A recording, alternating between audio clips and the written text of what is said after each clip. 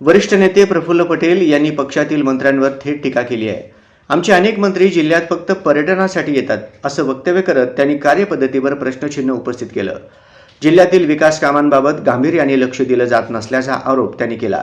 स्थानिकांची अपेक्षा पूर्ण न करणाऱ्या नेत्यांना जबाबदार धरण्याची गरज असल्याचं पटेल यांनी स्पष्ट केलं. त्यांच्या या वक्तव्यामुळे राजकीय वर्तुळात मोठी खळबळ उडाली असून मंत्र्यांच्या कार्यक्षमतेवर चर्चांना उधाण आले आहे.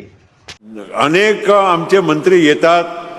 मी कोणाच्याबद्दल काही विशेष काय सांगू इच्छित नाही, पण पर्यटनसाठी मेहरबानी करून येऊ नये. आमच्याकडे 2 तासासाठी येऊन फक्त तोंड दाखवून मुंबईला दादाकडे की तटकरे साहेबकडे हजेरी लावली की नाही मी या जिल्ह्यात जाऊन आलो ना मी हे करून आलो, काही अर्थ नाही आहे. यायचं असेल तर योग्य रीतीनं त्या आमच्या सहकाऱ्यांना मदत कशी होईल, त्याला ताकद कशी मिळेल याच्यासाठी जर यायचं असेल तरच या. पण पालकमंत्र्यांनी 15 ऑगस्ट 26 जानेवारी आणि 1 मेचा झेंडावंदन करण्यासाठी येऊ नये. त्याच्या झेंडावंदन कलेक्टरनी केलं तरी आम्हाला चालेल.